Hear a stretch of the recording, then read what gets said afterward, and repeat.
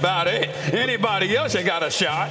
Everybody ain't got that kind of defense. You just told me you love Joe Burrow. I do. I got love for him. I got love for him. He gonna do what he gonna do. But are you going to stop Tyreek Hill, Jalen Waddle, and the crew? I don't know if we can definitively say there's any defense in the National Football League you can pencil or pen it in. They're gonna stop Miami. No. I don't know if I can say that. But it's about them themselves because the mistakes, though, you can't keep spotting teams come playoff time 14 points, 17 points, and expect to run them, chase them down. Because there's not going to be any Carolina Panthers in the playoffs. They're not going to be probably not any Denver Broncos in the playoffs. Those teams are really, really good, and their quarterback play is really, really good. Well, we've seen Chargers in the playoffs losing 27-0 leads. We've seen that. Excuse me, Shannon. So you would have them third, right?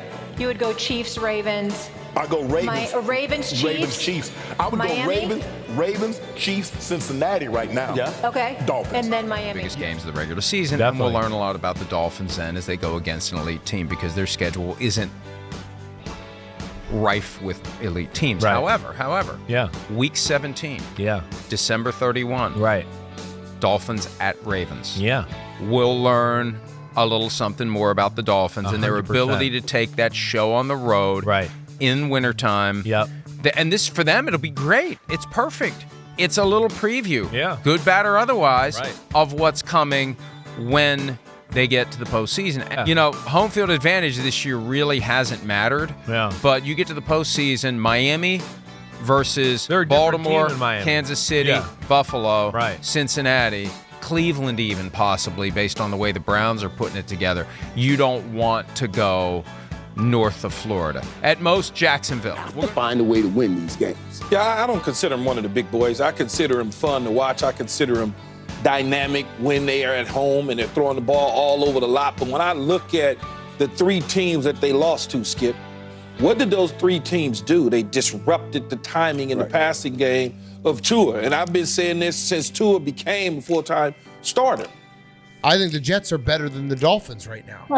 No. I actually, I'm actually going to say that. Well, who would win head-to-head, the Jets or the Dolphins? I think the Jets play on Black Friday. No, I think the Jets play a style of football the Dolphins cannot play it. I think if they played the Black Friday game today, the Dolphins would still be favored. Yes. Of course they'd be favored, but I would bet the Jets. I would bet the Jets. I think the Jets are better. They play defense. You got to play defense at some point. The Jets would maybe fuck up the Dolphins. The Germany game, which the Dolphins dropped the first half 21-0 and ended up losing 21-14. They're 0-3 against teams with a winning record this season, 0-6 going back to last year. In that first half, they got shut out for the first time in the Mike McDaniels era and didn't convert a single third down. I would ask you this coming out of this game. Do you think that they're a fraudulent contender? Bill? Didn't they beat the Bills last year? Am I crazy? Oh, no, they're 2-7 against playoff teams all the way through last year. They're 0-6 in their last 6 against teams with winning records. Oh, so they've lost 6 in a row. But they were 2-1 before that. Yeah. Oh, no, we got to cut it off at the right point, Bill. The most exciting point to cut it off would be 0-6 in their last 6. 0-6 going back to a certain point last year, not all of last year. To a totally arbitrary point. Yes, gotcha.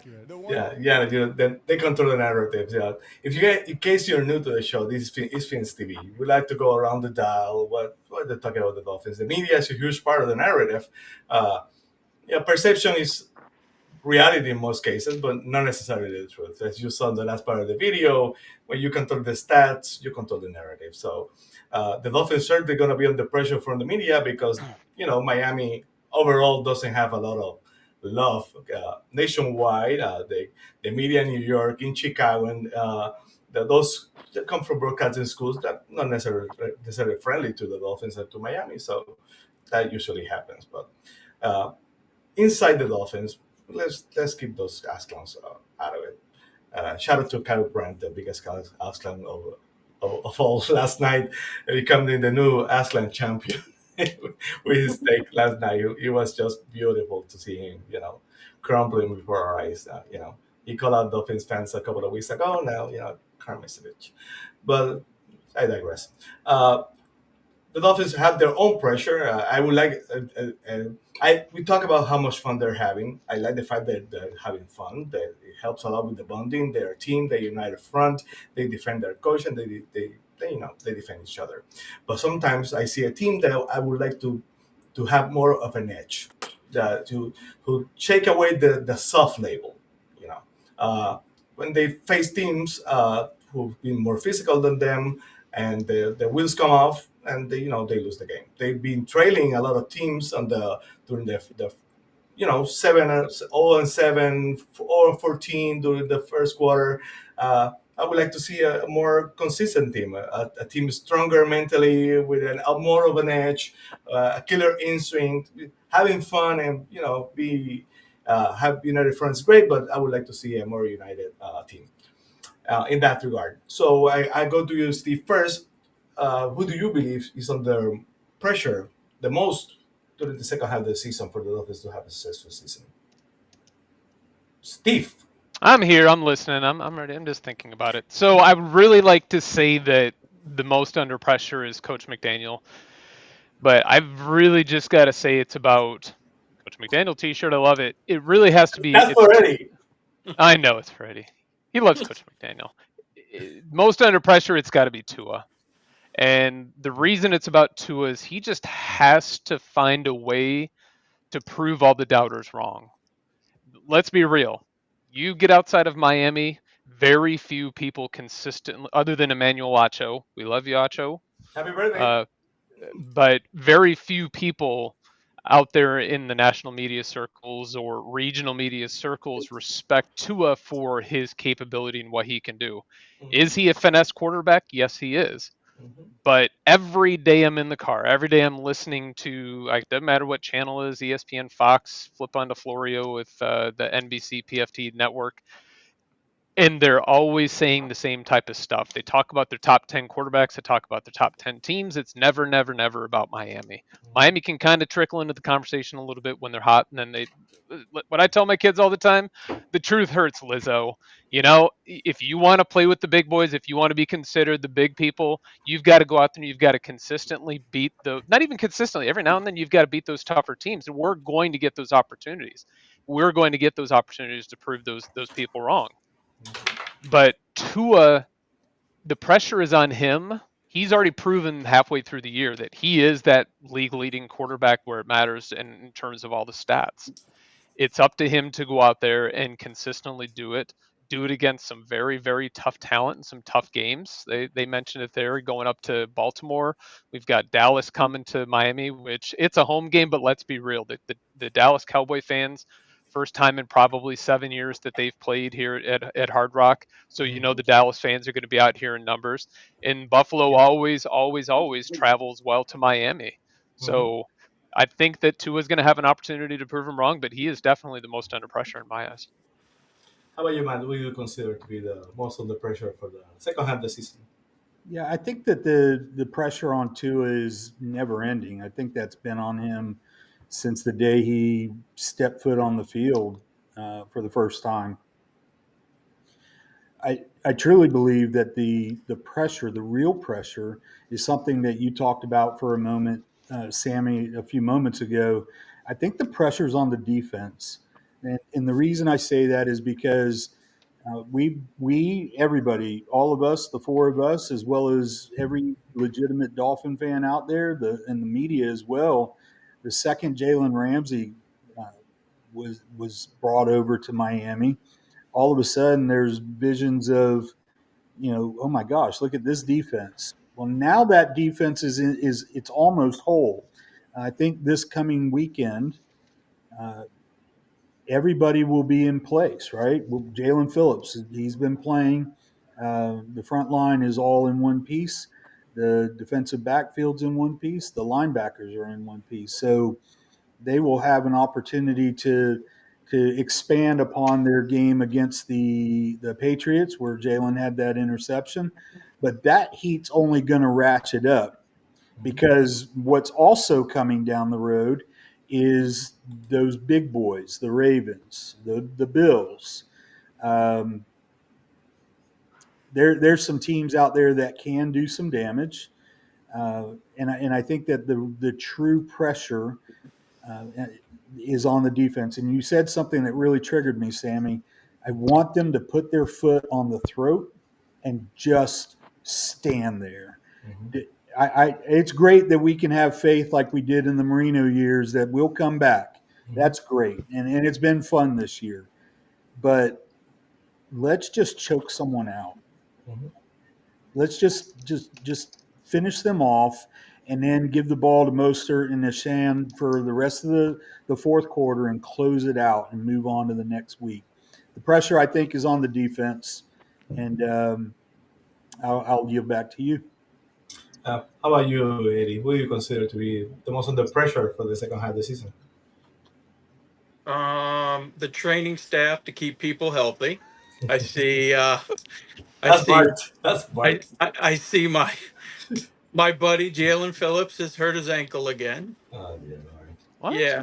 Know that. He would have missed practice today. They said. Jalen Phillips. Yeah, Jalen Phillips. I call him Kasi. That's almost because he almost gets the second. He almost healthy every single game. Kasi. Positivity, guys. Go ahead, they said he's probably going to play, but oh well. Anyway, I would say it's on McDaniel in the running game because we're going to get to some. I think we played Baltimore. Is that in December? Could be cold there. New Year's Eve. Okay. Yeah, it'll be cold there. Playoffs, you need to run the ball. Hopefully, Achane comes back this week. If not this week, next week, because that's going to be a tough game against that defense. That Jet defense is something else. But I'd say it's on McDaniel and the running game to get. They got to come up with some new schemes, I think, because Hunt probably is not going to play again this week. They got to get that to where that offensive line doesn't have to sit back there too long because we don't want anything bad to happen to him, of course. But so I'd say it's up to McDaniel to come up with some new schemes here in the second half of the season. McDaniel will be the clear choice. He's the one who's last season he found a way to not lose the team. They're starting that losing streak every single year. In the last couple of years, they often crumble and they start losing games. So this year is not going to happen. I'm pretty confident it's not going to happen, and that's that falls on the coach. The pressure could be on one or two things, in my opinion. One, the defense, like Matt said. I think the defense has the chance to be the tone setter for this team. I cannot expect the Dolphins offense to be that killer instinct team that's stumbled up. But the defense, Chubb is playing outstanding. Now with Ramsey back. Long is finally catching up to the defense. And Big Fangio seems to be, some people want to find you out after the third game. And you can see it takes sometimes a lot of time. The second guessing the decision to Fangio, he was too old. Wait, Steve. But it should be the defense. It could be the other one is the offensive line. If Tua doesn't have time to step in the pocket, to stay clean, to not take the big hits, and defensive line crumbles, this team is gonna go nowhere. So it's a huge, and they're not healthy at all right now. So and the running game, you saw the highlights. The running game was key during the first half of the season, and the offensive line has a lot to do with that. Any last thoughts, Steve? I think everybody hit some really, really great points. Going to Matt's point about the defense, and I was going to talk about the soft label because, frankly, Miami has some soft labels out there. I mentioned it probably after the Philly game. I think that we're a finesse team, and those finesse little flashy guys get in there and they can beat the heck out of some people, but every now and then a heavyweight comes in and socks them really hard and it knocks them silly. And I really think that's what happened to us in Buffalo and Philly. We actually stood back up after that first half in Frankfurt. Yeah. We said they drew their line in the sand. So that fast, flashy, more fleet of foot offense is starting to get a defense behind it that's got an attitude. And I really like what you said there, Matt. I think incredible to see that killer instinct and not go into the prevent defense, when you have a soft lead or even a big lead. Just go in there and absolutely destroy them, because nobody out there is going to respect us if we end up winning by just a touchdown or winning even by 2 touchdowns. Go out there, put your foot on their throats, and I want to see Wilkins sit there and do the gladiator scream. Are you not entertained as his foot's on somebody's throat? Theoretically. I don't want to see him get 15 yards and a $20,000 penalty. The point stands, though. It'd be really great to see that. And I think the defense, I don't think the pressure's on them because they're really gelling and they've got a heck of a system coming. But valid points nonetheless. Absolutely. Yeah, and these aren't unknown quantities here. Xavier Howard, Jalen Ramsey, Bradley Chubb, Javon Holland. I saw something today that essentially said that he is the number 1 safety in the league, and it's really hard to argue that position. Jerome Baker's been in the league for several years now. Long, he's balling out. That defensive line, Christian Wilkins, he's earning his money. He's definitely earning his money. My point is these aren't unknown quantities. These are cats that would you want to be throwing against Howard and Ramsey? I wouldn't. With Holland and Elliott patrolling in the back there, they shut down Travis Kelce 2 weeks ago, week and a half ago. They shut him down. They made him non-existent. So they're gelling. Steve, you just said it. They are gelling. They are coming together at the right time. And right time is because on the other side of the Raiders and Black Friday, I don't even want to say that team's name. On the other side of that are some real big boy challenges. I'm really excited about it. How about you? Any last thoughts on who's basically we're all the defense. We're all over the board. All over the board over here. But it's like I think it was Steve on the first side. It's a whole team commitment. So how about your thoughts, Eddie? I'd like to see him come out this week and not fall behind right away, and then just right. That'd be a change. And then that'll be nice. That'll be nice. And then just kill the Raiders, just blow them out of the water. That's what I'd like to see. Other than that, there is pressure on the defense, but I would like I'd like the defense to get the ball and have our offense not go as far, to give them better field position on the opponent's side of the field. Absolutely. That's it. So next we're gonna go to Phins TV. What's the word? I'm gonna start with Steve. In the second half of the season, the Dolphins defense will blank. Steve. Second half of the season, the Dolphins defense will emerge as a top 5 defense in the league. And it will be a benefit, or it will be because they're going to increase their turnover percentages. They are going to increase and improve our turnover differential. And every team can bring something out every week. I really think that the defense is primed to eat on some really, really soft offenses that we have coming up against us here. And I'm looking forward to the opportunity. Top 5. How about you, Matt? The Dolphins defense will blank. Keep it clean. Well, I got nothing to say then. No, I'm kidding. I said quite a bit earlier, and I know in weeks past I've shared the adage: show me a strong defensive front line, and I'll show you an all-pro defensive backfield. Those cats are going to eat. The Dolphins defense is going to eat. That's my word. Like it. How about you, Eddie? The Dolphins defense will blank on the second half of the season. Lead in turnovers.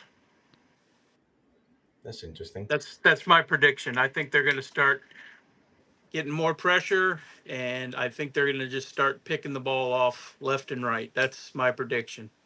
Actually, when you think about it, if you have one of the top rated safeties and they're hitting the quarterback, and you get Ramsey back, you're right. They should get a lot more Yes. turnovers. That should happen. Why hasn't happened yet? Well, probably they're still in the scheme, but that makes a lot of sense for the Dolphins. Though, you know, the for me the Dolphin defense will emerge. They're gonna probably, like we said before, they're gonna be huge for the morale of the team. They're probably gonna win some games all by themselves. If the Dolphins defense will play at the caliber they played the Chiefs game, which I watched again, had the chance to watch more detail, and I was really proud of the way they handled. They put some key stuff. They gave the offense a chance to win the game. The Dolphins even have played the Bills game and the Eagles game. They probably could have won one of those games. So we'll see what happens. So next on the word, what's the word? Achane will come back and blank. How are you, Steve? Achane will come back and I'm going to defer here. Let's go, Eddie. What do you got, man? I think he'll come back in 2 weeks, and I don't think it's going to be like it was when he at the beginning of the year, because I think people will have a plan for him. But I still think he's gonna average over 6 yards a carry. How about you, Matt? Mike Tyson will come back and blank. Mike Tyson said everybody has a plan until they get hit in the mouth. Yes. They can have a plan. Achane's going to run. He's going to run like the wind, and I think he's going to be back this week. I kind of like the idea of him taking this weekend off, but I don't know what his condition is. Those guys do, and if he's ready to go, turn him loose. Look at what he and Mostert did, and remember. I want you to remember the shock and awe that we had when we saw him ripping off. He was averaging over 12 yards a carry before he went out. Mm-hmm. And that's unheard of. This is big boy stuff right here. This isn't ACC football. This is the league, man. And that kid was just ripping people off for 12, 16, 21 yards a shot. I hope he plays this weekend. I really do, because he excites me as a player. Achane's going to be a handful. That's my word, handful. How are you, Steve? Achane will come back and blank. Achane's going to come back. He's going to eclipse 1,000 yards on the season, and he's going to finish second in Rookie of the Year voting, second only to C.J. Stroud. But I agree with Matt, more so with Eddie here, that it really wouldn't hurt for him to sit another week, just get a little bit more healthy. I don't want to downplay any teams. Every team can play tough, but I think it'd be great to see him come out totally 100% fresh against the Black Friday opponent. I'll respect you here, Matt. Thanks. But 1,000 yards, second in Rookie of the Year voting. I just can't have another week of running and sinking like a stone, man. I just can't. You put Jeff Wilson in, if you say Achane is not playing, I just can't handle this anymore. I don't know what's going on over there with that depth chart. So okay, the last one was Phins TV. What's the word for the week? By season end, Tua will blank. Who wants to go first? Matt. Go, Matt. Tua will be most valuable player. I like it. How are you, Eddie? That's a tough one. He'll get Miami their first playoff win in 23 years. How about you, Steve? Fair enough. 2023 season's end, regular season's end. Your man Tua Tagovailoa will eclipse the franchise record for yardage over Dan Marino. In 16 games. That's good. Well, fine. What do you want? How about he eclipse it by about 289 yards No, my point is that he's going to do it anyway. I don't want there to be an asterisk on it. Oh, okay. So smoke it. Just absolutely smoke it. Yeah, absolutely. Marino is the man in my life for life, right? And I think he probably is for most of us. I have no problem with Tua smoking the record, and I would really love to see him do it in 16 games versus 17. That way, there's no buts. Since there's no buts Tuesday, let's let him smoke it in 16 games. There you go. Well, go ahead, Eddie. Now, are we talking about smoking the record like Ricky Williams, or just blowing away the? I don't give a damn what he does after he does it. Hopefully, after the Super Bowl.